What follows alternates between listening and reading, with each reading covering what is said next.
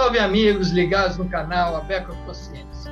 Eu sou o professor Ricardo e hoje nós iremos entrevistar o doutor Antônio Fernando de Souza Queiroz, professor titular da Universidade Federal da Bahia. Então, se ligue no canal, fique com a gente, comente e compartilhe. Abeco Consciência.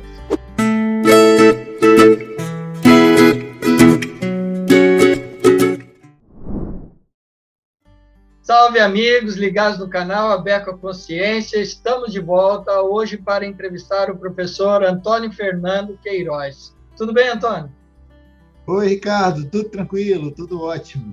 Maravilha. Obrigado por aceitar nosso convite aqui no canal Abeco Consciência, para a gente falar um pouco sobre sua carreira, sobre seus trabalhos, sobre suas realizações. Eu é que agradeço bastante, viu, esse convite e essa oportunidade de nós conversarmos um pouco agora de manhã. Joia. Então, Antônio, para iniciarmos esse bate-papo, eu queria que você falasse um pouco sobre sua carreira. Na realidade, eu sou do Rio de Janeiro e vim para a Bahia em 1970. E em 1976 eu comecei digamos assim, um período de trabalho junto à Universidade Federal da Bahia. Nesse período, eu trabalhei, na realidade, em questões administrativas, da universidade e trabalhava com uma professora que tinha muitos projetos de pesquisa. E essa professora era a coordenadora do projeto Geoquímica na Universidade Federal da Bahia, a professora Adelaide Mussi Santos. E ela trabalhava com o professor Silvio de Queiroz Matoso para desenvolver o projeto de geoquímica na Bahia. Pronto, aí cheguei em 76, fiquei até 79 trabalhando no projeto e até hoje, na realidade, Mas só em 79 eu fiz vestibular para geologia, depois terminei em 84. Aí quando eu terminei logo em 84, eu fiz na época a gente tinha progressão funcional para geólogo da UFBA. Depois eu passei para ser geólogo e em 2000 eu fiz concurso para professor titular da Universidade Federal da Bahia. E aí fiquei em segundo lugar, concorrendo com professores já que tinham uma vida muito, já bastante renomada, com vários trabalhos na UFBA, e aí mesmo assim, eu fiquei em segundo lugar e em 2002 eu fiz novamente concurso para professor adjunto. E aí foi aí que eu comecei realmente como professor, mas desde que eu cheguei do doutorado, que eu fiz o doutorado de 85 a 89. De 85 a 89 eu fiz o mestrado. Depois eu fiz doutorado de 89 a 92, chegando aqui no Brasil no início de 93. Fiz o doutorado na França, na Universidade de Estrasburgo, no Instituto de Geologia da Universidade de Estrasburgo. E aí, quando eu cheguei do doutorado em 93, eu já comecei a dar aula no programa de pós-graduação em Geociências, que era o programa que tinha na época, E aí fiz esse concurso para titular em 2000, depois concurso para adjunto em 2002, mas sempre dando aula na pós-graduação já. E aí foi quando eu realmente comecei uma carreira docente, digamos assim, propriamente dita, porque ela já tinha sido iniciada em 93, e aí com a formação de várias pessoas, ao longo desses anos, mais de 50 dissertações de mestrado, mais de 30 teses de doutorado, ou mais até. Iniciação científica, eu diria que são 100 alunos de iniciação científica ao longo desse período, Então, é uma formação acadêmica bastante extensa. E projetos de pesquisa, coordenação de projetos de pesquisa, participação em projetos de pesquisa, tanto nacionais como internacionais, projetos em rede. Então, a gente tem uma experiência que digamos assim, bastante consolidada na área de geoquímica de manguezais, que foi sempre a área que a gente se dedicou. Certo. A gente vai falar dessas áreas de atuação, mas antes, Antônio, como o canal também, além da divulgação científica, ele tem o objetivo da curadoria da memória científica. Eu queria que você lembrasse um pouco da tua carreira, quem foram algumas pessoas que influenciaram você, pessoas, né, professores, pesquisadores, que influenciaram a sua carreira positivamente. Bem, Ricardo, quando eu cheguei logo na universidade, em 1976, né, eu tive uma influência muito grande da professora Adelaide, professora Adelaide Moci Santos e do professor Silvio de Queiroz Matoso. Eles eram pessoas muito dinâmicas. Ela sempre estava procurando trazer pessoas do mundo inteiro, né, para consolidar a área de geoquímica. A gente tinha no programa de pós-graduação da gente, em 1976, as áreas de geoquímica, pedologia e geomorfologia, né? Então, tinha os ícones da pedologia que também me influenciaram bastante, foi Lucerdino Paixão Ribeiro, Walter de Matos, os ícones da geomorfologia, que era Tereza Cardoso da Silva, Maria do Carmo Barbosa, né? E outros colegas com quem a gente trabalhou ao longo dos anos, como João Lamarque Argolo, né? Francisco Mesquita, Délio Pinheiro, Sérgio Luiz Costa Ferreira e tantos outros. Tá certo. É isso mesmo. Até ao longo da carreira, a gente acaba encontrando pessoas aí que são muito importantes na nossa vida acadêmica e, às vezes, vai além, né? Dá exemplos para a vida pessoal. Antônio, hoje você falou, né, que o foco principal é geoquímica ligada a ambientes de manguezais, certo? Mas quais são as principais áreas de atuação?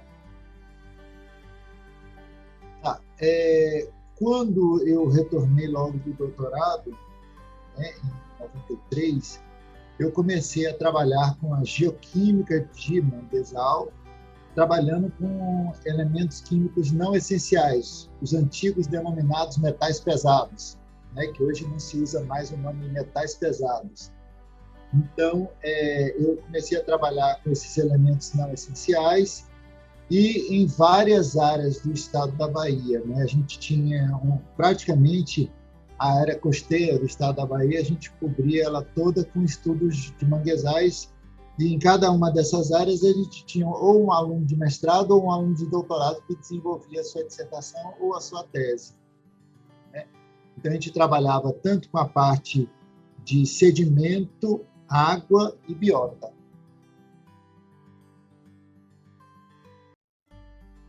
Tá certo.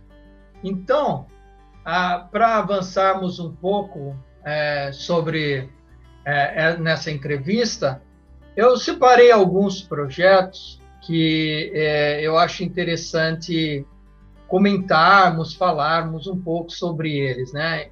O primeiro foi até conversando com você, que é um projeto pioneiro, antigo, e que veio se modernizando e que faz parte da sua linha de pesquisa até hoje, que foi os manguezais equatoriais. Então, eu queria saber da onde surgiu a ideia de estudar os manguezais equatoriais, qual é a necessidade de entendermos esse tipo de ecossistema, né? E assim, depois a gente vai falar um pouco sobre a importância para a sociedade. Mas conte um pouco da história desse projeto. Tá, os manguezais equatoriais foi um projeto que foi, digamos assim, pensado pelo Banco Interamericano de Desenvolvimento através da Unesco aqui no Brasil. E ele reunia pesquisadores de 4 países: Brasil, Colômbia, Equador e Costa Rica. E eu era o coordenador da parte do Brasil, com a assessoria de Yara Schaefer Novelli, da USP, né? Então, aqui no Brasil, a gente tinha as pessoas que estavam desenvolvendo os trabalhos, e a preocupação da gente era a preservação de áreas de manguezal. Então, a gente tinha como objetivo reunir pessoas que estudassem os manguezais, que tivessem relação com os mais variados estudos na área de, por exemplo, na área de física, na área de social, né? que pudessem ajudar para que nós tivéssemos agentes multiplicadores relacionados à preservação dos manguezais, né? E essa era uma preocupação da Unesco naquela época, como é até hoje, né? Mas naquela época eles juntaram alguns pesquisadores e a gente tinha sempre essas reuniões em Brasília, né, com os representantes, eram os ministros do meio ambiente desses países, junto com os pesquisadores coordenadores. E a gente estava sempre lá. Legal. É importante essas parcerias, né, que ajudam a desenvolver a ciência, né, nacional, né? Então, outro tema interessante, Antônio, é caracterização molecular avançada, que vocês estão aí desenvolvendo um projeto já em fase 2, que é o GeoQ-Petrol. Então, primeiramente, o que é uma caracterização molecular em termos de geoquímica, né, de petróleo ou geoquímica de manguezais, e qual é a importância, os objetivos desse projeto? Certo. Na realidade, a gente começou esses estudos relacionados a petróleo, né, no ano de 2000. Nós criamos uma rede cooperativa de recuperação de áreas impactadas por petróleo. Essa rede ela foi de 2001 a 2015, né? E aí a gente foi ficando na janela de visualização dos vários organismos de fomento que tinham interesse de fazer estudos de preservação de ecossistemas. O nosso, mais especificamente, era o manguezal. E aí, com essa janela que nós ficamos, nós começamos a aparecer na janela da ANP, né? Que é a Agência Nacional de Petróleo, Biocombustíveis e Gás Natural. E aí a gente ficava lá como um grupo de pesquisa credenciado junto à ANP, que é os grupos que poderiam receber recursos. Então nós começamos com a Queiroz Galvão, que eram empresas de petróleo que tinham que investir, né, em instituições de pesquisa e ensino próprias, então, ou instituições de pesquisa e ensino que elas tivessem a oportunidade de financiar. A Petrobras, então, ela tinha a sua própria instituição de pesquisa, que é o CENPES. Então, ela tinha essa característica de aplicar esses recursos dos royalties no CENPES.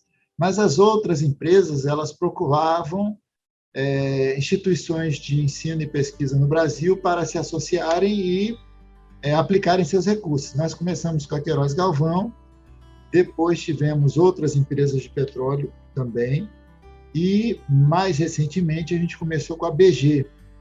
A BG é uma empresa de petróleo, e aí o pesquisador da BG veio aqui na Bahia conhecer, fizeram uma grande reunião, e nessa reunião todos os professores da Bahia, todos os pesquisadores da Bahia que trabalhavam com petróleo foram chamados para essa reunião lá na ANP, na sede da ANP na Bahia. E nós fomos também. E aí, só que todo mundo, aí eu peguei o cartão do rapaz que veio da BG, e no dia seguinte eu já peguei o avião e já fui lá conversar com ele, né? Me adiantando e mostrando que eu tinha bastante interesse de trabalhar com eles, né?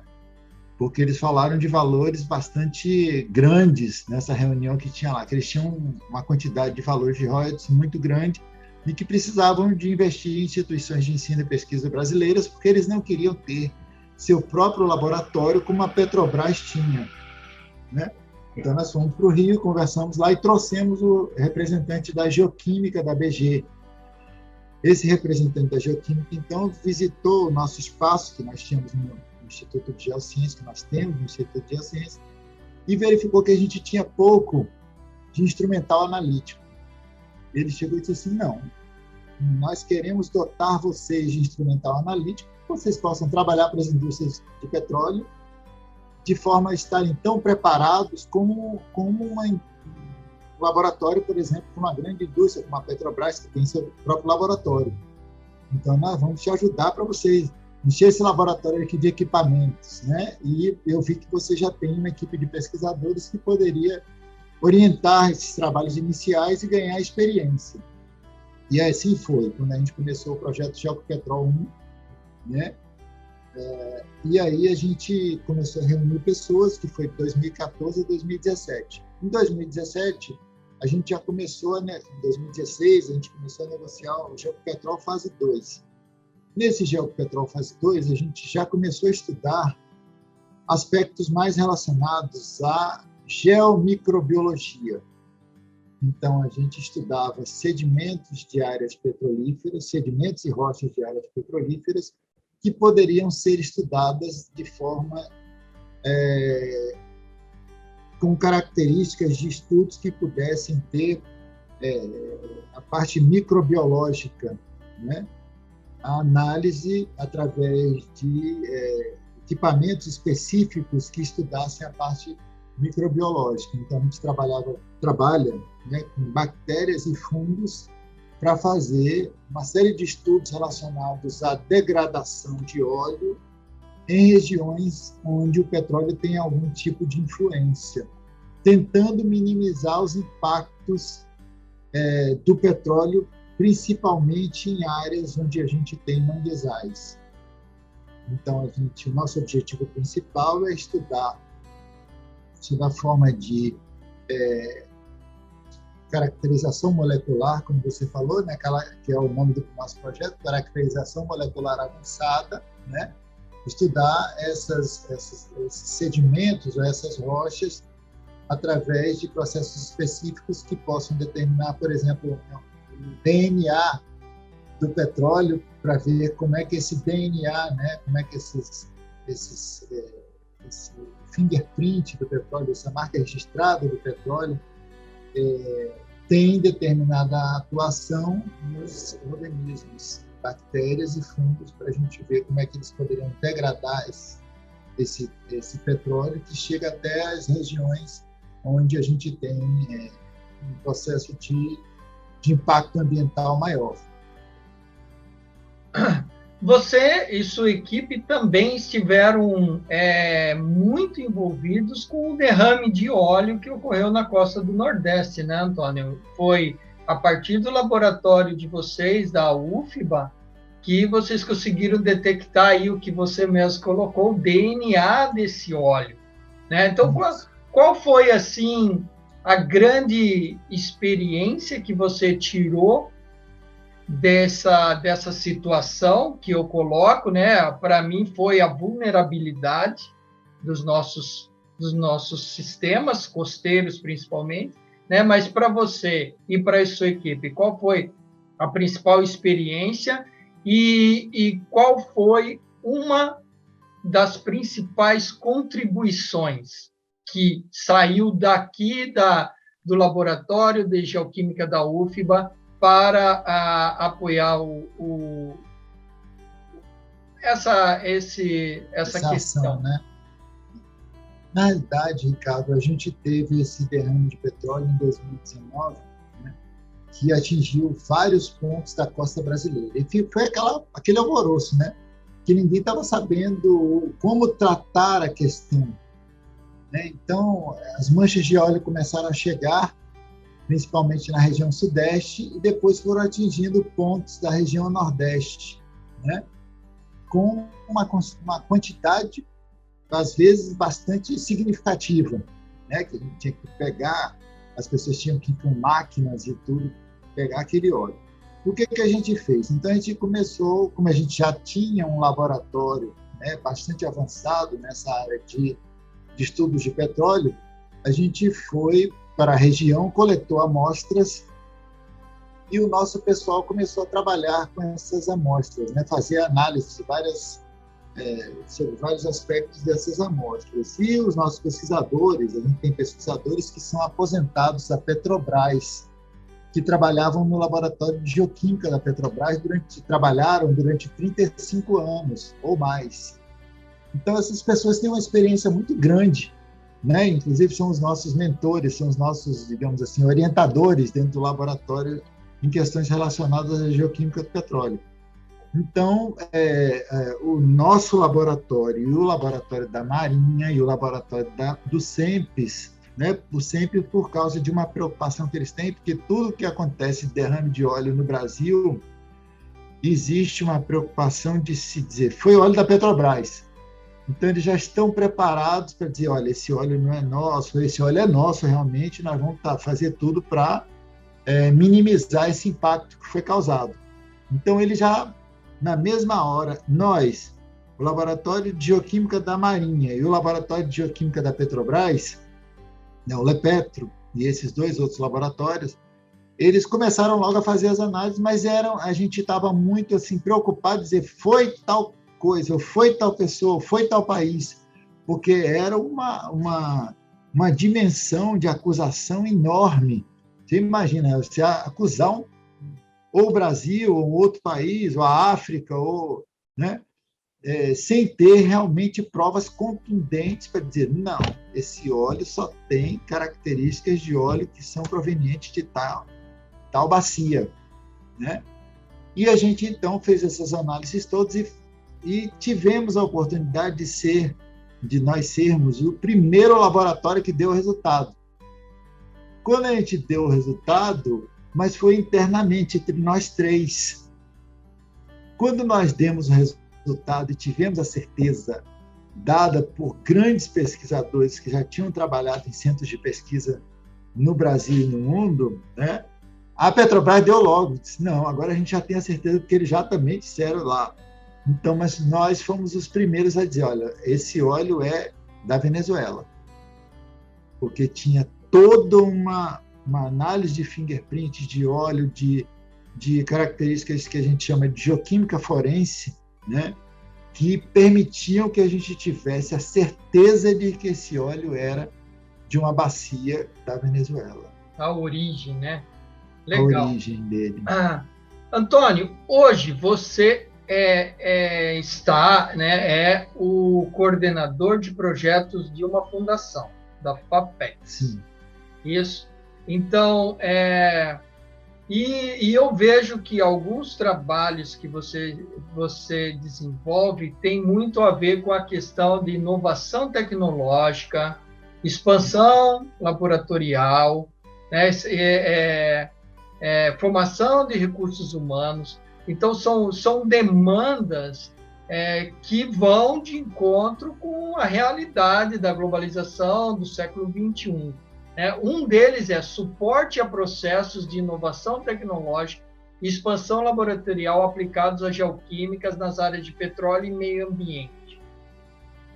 Então, primeiro, da onde vem essa inquietação de focar esforços em inovação, em captação de recursos para depois primar pela formação de recursos humanos de qualidade e como você vê esses projetos que visam inovação, desenvolvimento tecnológico, em termos de essenciais para o nosso país?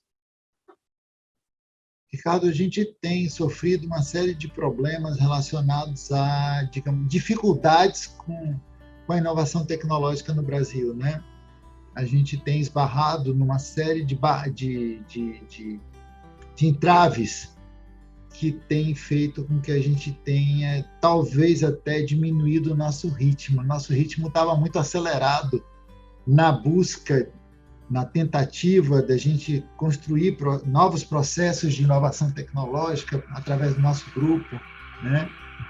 E essa vontade, ela vem do momento que a gente vê que existe a necessidade de nós termos, né, para a resolução de problemas, o avanço na fronteira tecnológica. Porque se nós formos fazer, por exemplo, o estudo de manguezais, né, quando eu estudei manguezais no meu mestrado, a gente utilizava equipamentos, maquinários, né, de laboratório, que eu cheguei lá com minhas análises, isso de um laboratório de ponta, né? Porque o laboratório na UFBA estava com problema nos seus instrumentos, eu levei minhas amostras de manguezal na época para serem estudadas num laboratório conceituado, em outro lugar. Esse laboratório, então, ele fez as análises das minhas amostras e quem trabalha com laboratório sabe que a gente tem um limite de detecção inferior até quando a gente consegue descer, né, na concentração das nossas amostras para ter um determinado resultado. Então, quando eu levei minhas amostras para lá, de elementos químicos não essenciais, que a gente chamava na época de metais pesados, né, aí eu recebi meu resultado. E o resultado tinha assim, abaixo do limite de detecção, abaixo do limite de detecção, abaixo do limite de detecção. Ou seja, eu não sabia se o meu manguezal estava contaminado por aqueles elementos químicos não essenciais ou não estava. Porque o meu equipamento que eu tinha no Brasil, ele não permitia que eu tivesse uma leitura, né, do limite de detecção que pudesse descer mais. Quando eu cheguei, aí, isso foi em 85, 86, aí fui para a França fazer doutorado. Cheguei na França, levei minhas amostras. Quando eu levei minhas amostras para lá, eles analisaram e mostraram o que eu tinha realmente de elementos químicos nas minhas amostras de manguezal. Porque os equipamentos dele, com a evolução tecnológica que eles tinham já, que eles já tinham disponibilidade nos laboratórios, eles analisaram e viram, eles desciam bastante o limite de detecção dos equipamentos para aqueles elementos químicos, né? E eles puderam dizer, olha, você tem tanto de cobre, tanto de chumbo, tanto de cádmio, tanto de mercúrio, que eu não consegui ler, ou que os equipamentos aqui no Brasil não conseguiam ver, porque não tinham ainda esse desenvolvimento tecnológico que eles tinham lá no exterior. E isso eu disse, poxa, a gente quando voltar para lá, a gente vai precisar de ter esse desenvolvimento tecnológico para a gente poder resolver nossos problemas, né? Poder atender a população, poder atender a sociedade, dizer que eles têm realmente uma certa quantidade de elementos químicos que podem causar problemas para eles ou não, né? Deixar eles mais confortáveis com relação a questões que eles vinham nos procurar no laboratório. Então, essa busca constante de inovação tecnológica, de trabalhar com equipamentos de ponta, foi uma inquietação que a gente teve desde quando a gente já estava estudando na graduação, no mestrado, né? Na década de 70, na década de 80. Parte da vontade inicial primeiro, né? E isso, Antônio, você colocou da questão dos equipamentos, mas antes um pouco, dentro da tua fala, você fala que no mestrado você tentou fazer, né? Você fez as análises, mas não obteve resultados satisfatórios ou que desse uma qualidade maior à tua dissertação. E isso é uma coisa bem importante você ter colocado dessa forma assim simples, porque o processo científico muitas vezes ele não anda na mesma velocidade que um processo industrial, né? Então, às vezes, por mais que você siga uma metodologia, existe a limitação do equipamento tecnológico, existem algumas respostas que a gente espera, mas que elas não vêm, e não é por falta de trabalho ou falta de empenho do estudante. Muitas vezes é porque ainda não atingimos aquele nível, né? Então, a gente tem que, muitas vezes, reestruturar a dissertação para que possa ser aprovada, né? Mas o conhecimento científico ele não gira na mesma velocidade que a indústria, por exemplo, requer. Né? Então, isso é legal. E outra frase que eu vejo que você coloca são as estratégias de parceria. E você vem construindo planos, tá até aqui, né? Building a new strategies. Né? Então, você vem construindo planos de estratégias para pesquisas em petróleo e meio ambiente em Salvador, mas para a Bahia, principalmente, né? Então, como que você vê essas estratégias? Você que é uma pessoa que coordena vários projetos, coordenador de um laboratório de excelência, né? Então, essas parcerias partem de que princípio e como que uma pessoa que está assistindo nosso vídeo poderia pensar em, além de poder agregar ao teu grupo, caso queiram, também criar estratégias. Eles têm que partir de quais princípios básicos? Certo. Na realidade, Ricardo, um dos princípios básicos para você criar um grupo forte que possa começar a montar estratégias é você ter simplicidade. Você ser humilde para você dizer, olha, não, eu não tenho nada. Eu estou chegando aqui na universidade agora, não tenho nada, não tenho uma vidraria, não tenho um reagente, não tenho uma bancada. Eu posso dividir espaço com você? Se nós chegamos dessa forma, com certeza nós vamos atingir patamares bastante elevados. Mas se eu já chego de uma forma que eu digo, não, eu tenho tudo aqui, ó, não preciso de você, não preciso da sua ajuda. Então, você já vai criar uma barreira, para o seu próprio trabalho. Então, eu penso que uma estratégia fundamental para a gente criar parcerias, para a gente estabelecer parcerias, para a gente iniciar um processo de parcerias é você ter humildade, ter simplicidade e trazer essas pessoas, ou fazer com que essas pessoas entendam que você pode contribuir de alguma forma cientificamente. Porque não adianta você ser simples, você ser humilde e você não ter algum tipo de contribuição científica para dar no grupo.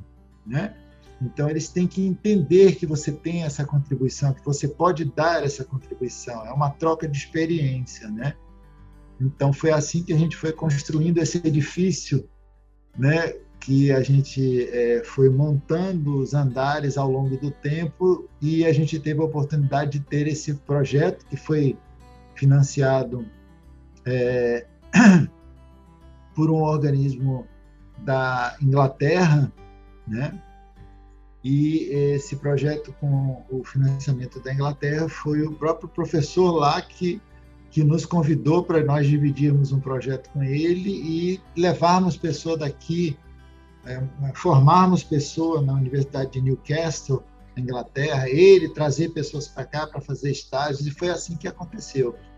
Nós tivemos Juliana, nós tivemos Ana Cecília, que foram para lá, Juliana mais, foi algumas vezes para lá, para a Inglaterra, para fazer estágio com o professor, e ele veio aqui algumas vezes também para trabalhar conosco, participar de experiências no nosso laboratório, orientar dissertações, mas isso foi construído ao longo de muitos anos.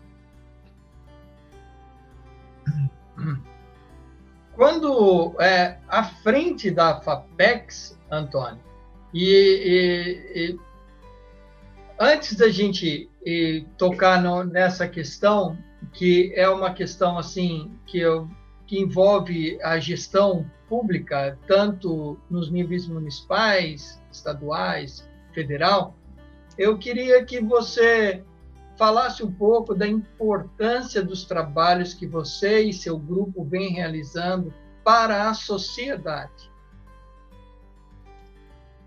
Na realidade, Ricardo, quando a gente começou a desenvolver trabalhos no laboratório, lá no Instituto de Geociências, nós tínhamos um objetivo. Quando eu cheguei logo, existiam teses de doutorado que elas ficavam nas prateleiras, nas estantes. Os alunos produziam suas teses e ficavam nas estantes. Eu digo, gente, poxa, a gente vai fazer uma tese de doutorado, uma dissertação de mestrado para ficar na estante guardada? Por que a gente não mantém contato com as comunidades, com a sociedade, com as pessoas que têm necessidade de resolver seus problemas, de entender seus problemas, para elas nos trazerem questões para a gente tentar resolver nos nossos trabalhos científicos? E assim foi quando eu cheguei logo aqui na Bahia, em 93, eu fui chamado por um grupo que estava estudando os manguezais da Baía de Todos os Santos. Esse grupo era formado pela Faculdade de Medicina, pelo Instituto de Química, pelo Instituto de Física, tinham várias pessoas, E aí eu tive uma grande aula. Eu tinha acabado de chegar do doutorado, que você achava naquela época, né, em 92, que era o máximo do máximo. Ser doutor, eram poucos doutores naquela época, né? Aí eu cheguei uma mesa assim enorme, e o pessoal, olha, esse aqui chegou, o professor chegou com um doutorado em geoquímica de manguezal, aí todo mundo, que ótimo, não sei o quê. Aí os médicos, todo mundo de branco, né? Parecia uma mesa de centro espírita. Aí todo mundo de branco, aí eu disse assim, aí eu sentei lá na mesa e eu disse assim, não, vamos fazer o seguinte, olha, a gente sentou para se escrever um projeto, né, sobre manguezais da Baía de Todos os Santos. Aí eu disse assim, não, a gente pode fazer o seguinte, ó, a gente pode ensinar o pescador como é que faz isso, como é que faz essa coleta, como é que faz isso, como é que faz determinada coisa. Aí um médico já muito conceituado, que fazia estudo de manguezais já há muito tempo, né, que eles faziam estudos em pessoas, né, em organismos, para fazer essa relação da saúde com os organismos que eram retirados do manguezal, né, tipo peixe, marisco, para saber como esses organismos tinham alguma influência nos processos metabólicos das pessoas. Aí esse médico disse assim, olha, maravilhoso que você tenha chegado ao doutorado, maravilha, parabéns, mas nós não vamos ensinar nada aos pescadores. Eles é que vão nos ensinar como é que nós vamos trabalhar. E aí já baixou minha bola no nível suficiente para eu entender que era assim que se deveria fazer. Entendeu? E foi dessa forma que a gente começou a estabelecer uma relação com a sociedade de uma forma muito direta, de uma maneira muito direta, né? Então, a gente sempre era buscado por pessoas da sociedade, a gente entrou com uma organização não governamental, que era o GERM, né? A gente manteve contato com o GERM, e o GERM nos traziam pessoas da população que estavam tendo problemas com sua região de manguezal, aqui no estado da Bahia, ou principalmente em zonas do estado da Bahia, mas também fez com que nós tivéssemos contato com Pernambuco, né, e com outros estados que mantinham estudos relacionados com os manguezais. Essa questão da nossa influência nas esferas municipais, né, estaduais e federal é uma questão que a gente vem atacando ao longo dos anos e tentando levar, né, para essas pessoas que são gestores desses governos, né, a ideia de que a gente precisa estar sensível para resolver os problemas da população.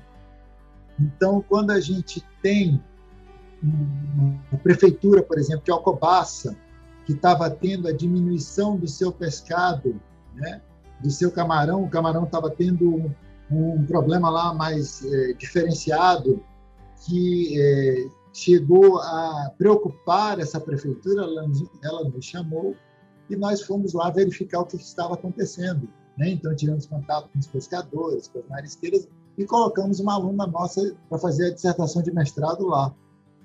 Então, foi assim que a gente levou para a Prefeitura de Alcobaça, como a gente leva para a Prefeitura de Salvador, como a gente leva para a Prefeitura de outros municípios ao longo da costa da Bahia, né? Essa situação de que existe a necessidade da Prefeitura estar em contato com a população para saber os problemas que afligem essa população.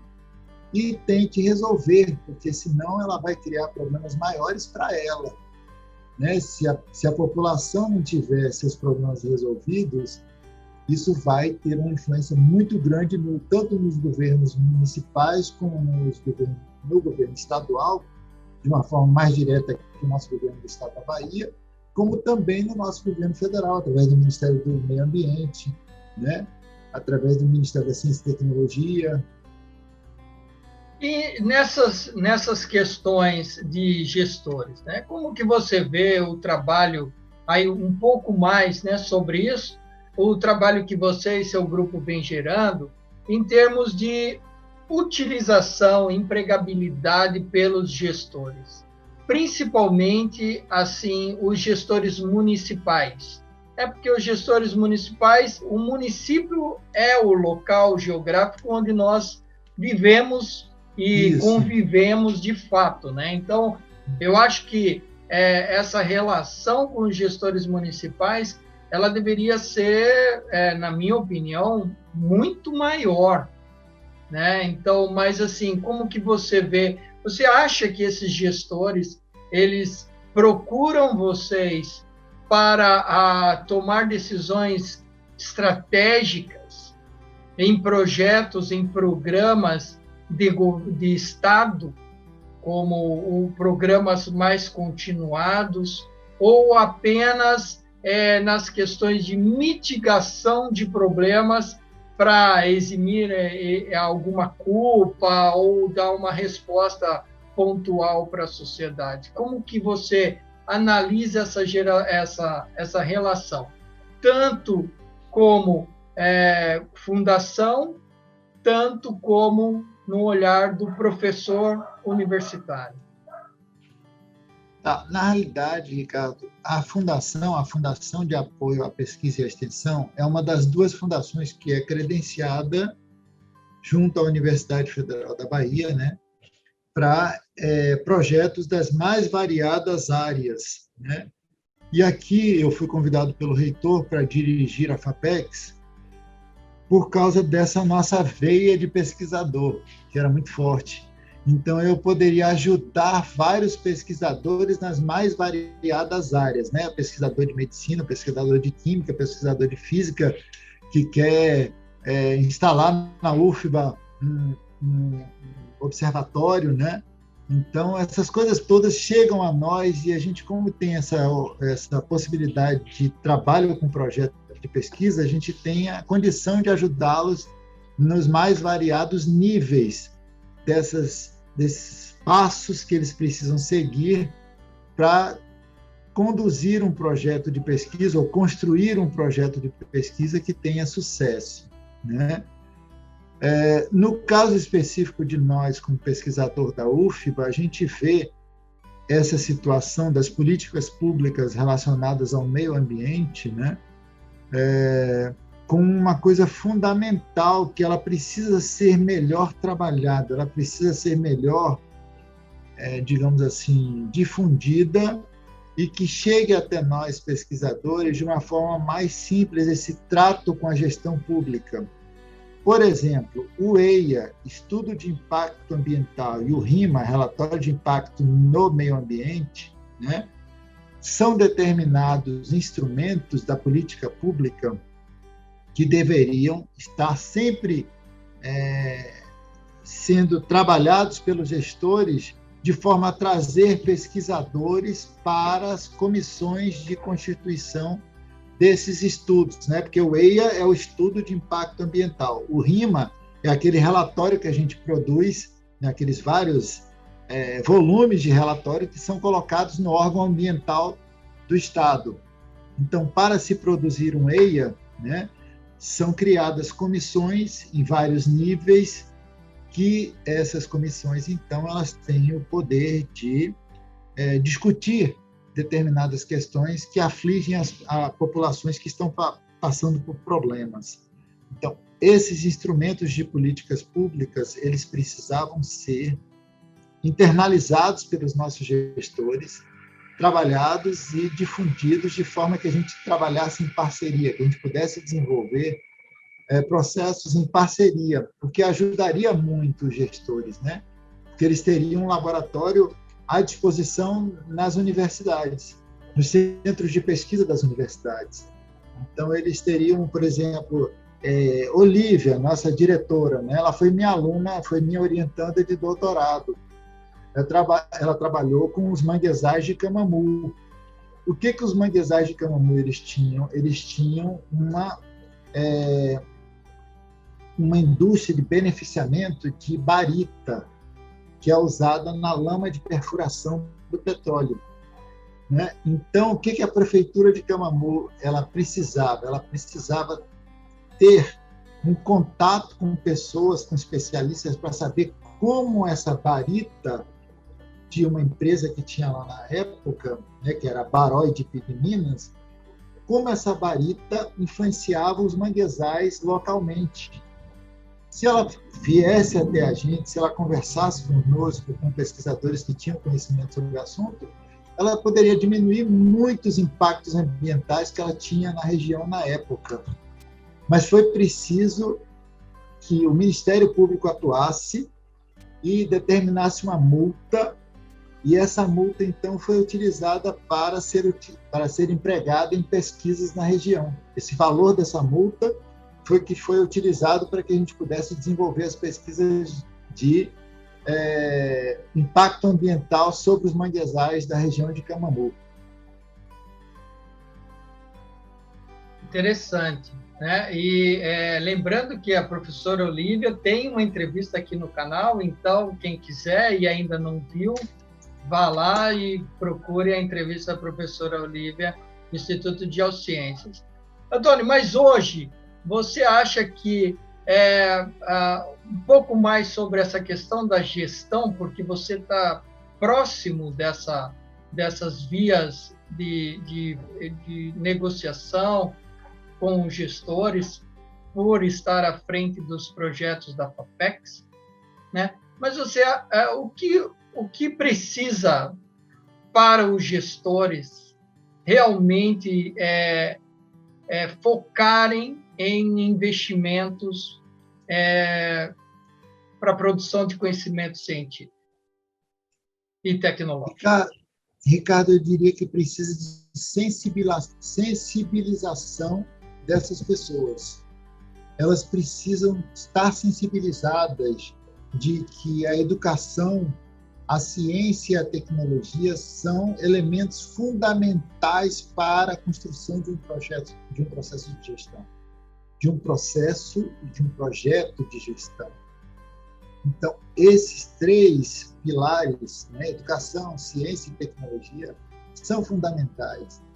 Então, se você não se basear, não ajudar, não construir a sua gestão em cima desses pilares, é muito fácil da sua gestão ser enfraquecida por questões básicas que a população vem buscar você e você não consegue resolver, né? Tanto na esfera municipal, como na esfera federal, como na esfera estadual, como na federal.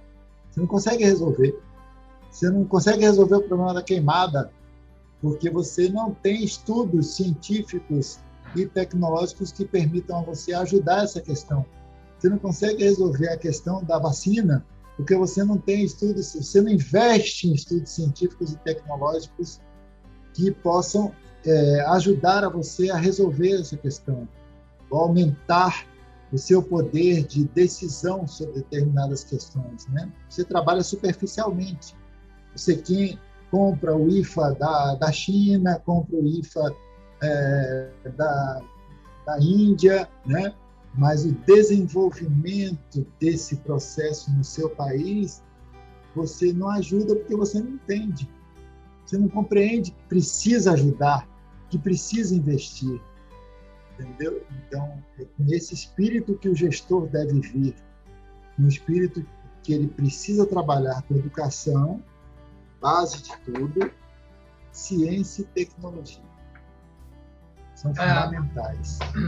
E eu iria um pouco mais além, Antônio. Eu ainda incluiria aí as empresas, né? E principalmente também as multinacionais. Porque, assim, a gente sabe que o mercado de trabalho é extremamente competitivo. E para se colocar dentro de uma empresa, de uma companhia multinacional, os requisitos também são altos, né? Mas pouco a gente vê, pelo menos eu, né, essa é a minha opinião, de o investimento de mão dupla. Uma empresa, uma grande corporação multinacional, quando ela chega no Brasil, ela já quer pegar jovens prontos. E eu acho que o investimento dela em educação, ciência e tecnologia no nosso sistema de ensino é muito baixo, se você comparar com o que eles investem em outros países, né, para desenvolver já desde o primeiro grau, segundo grau, até chegar à universidade. E aqui ele já vem, pega um profissional pronto e contrata e utiliza. Mas e a cadeia de baixo? Né? Então, pode ser só uma impressão minha, mas eu acho que falta também, além dos gestores, mais sensibilidade por parte dos gestores, mas também das empresas. Né? Então, certo. Nós estamos chegando agora... Deixa eu só colocar uma coisa a esse respeito. Se os nossos gestores, né, municipais, estaduais e federal, fossem pessoas que pensassem nisso, elas já obrigavam as empresas a vir aqui para... Você só pode vir aqui para o Brasil se você investir parte desses recursos que vocês têm de lucro em questões de educação, ciência e tecnologia. É obrigatório criar uma lei, né? Então, não são só os gestores municipais, estaduais e municipais, são os nossos legisladores, porque são eles que criam leis. Então, eles criariam leis que obrigavam as empresas a investir parte do seu lucro em educação, ciência e tecnologia. Mas, se os nossos próprios gestores eles não têm isso dentro de si, fica difícil eles passarem isso para as pessoas que vêm para o Brasil para trabalhar, seja empresa, seja outra forma de trabalho que venha a se estabelecer aqui no nosso país. É verdade. E nós estamos chegando na fase final da nossa entrevista, Antônio. Tenho que te agradecer já antecipadamente. Vou lembrar que as informações sobre o professor Antônio Fernando estarão na descrição do vídeo. Então, qualquer informação que vocês busquem, está ali o programa de pós-graduação, o programa de graduação, o link para o currículo Lattes. Então, numa busca rápida aí pela internet, vocês conseguem localizar o professor Antônio Fernando, aqui do Instituto de Geociências da Universidade Federal da Bahia. Também lembrar que em 2022 nós teremos o 18º Congresso da ABECO, que será em Porto Seguro, uma parceria entre a ABECO, a Associação Brasileira de Estudos do Quaternário, a Universidade Federal da Bahia e a Universidade Federal do Sul da Bahia. Então, todos estão convidados para estar conosco em 2022 em Porto Seguro. As informações serão vinculadas tanto no canal ABECO A Consciência, como no Instagram, no Facebook, no site da ABECO. A associação também tem uma revista científica que aceita receber temas, trabalhos em português, inglês e espanhol. Então, fiquem à vontade para submeter seus artigos para apreciação dos pares na revista da ABECO. Né? Então, chegando nessa parte da associação, Antônio, eu queria que você falasse qual a importância da ABECO para você e da década dos oceanos. Tá, na realidade, a Associação Brasileira de Estudos do Quaternário, a ABECO, é uma entidade científica que congrega todos os estudiosos, os cientistas, os pesquisadores que se dedicam aos mais variados aspectos, né, da pesquisa no quaternário. E isso é muito importante para nós, né, que trabalhamos, por exemplo, com manguezal, que é um tipo de ecossistema que a gente computaria como recente, né?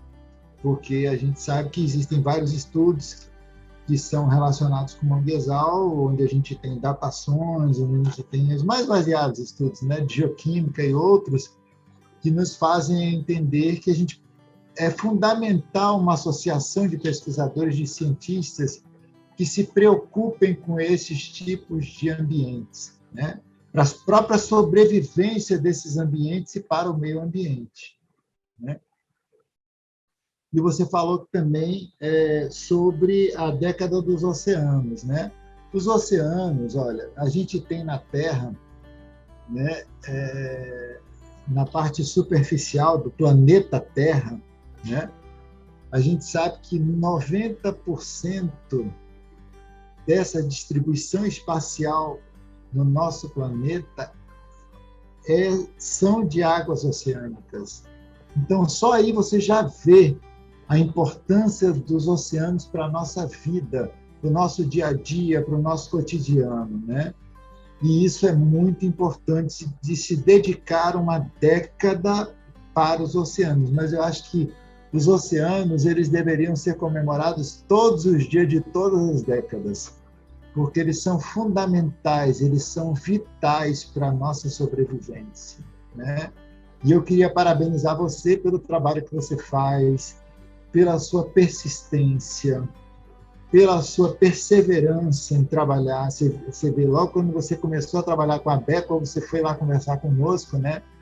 E eu disse assim, Ricardo, é um desafio, viu, que você vai receber pela frente. Ele disse, não, Antônio, eu sei que eu vou lidar com várias pessoas dos mais variados tipos de comportamento, né? Então vou ter dificuldades com umas, vou ter facilidades com outras, mas eu vou em frente.